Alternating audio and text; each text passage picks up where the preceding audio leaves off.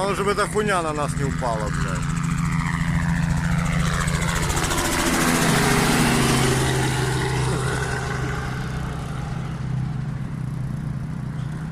Тихонько пошел.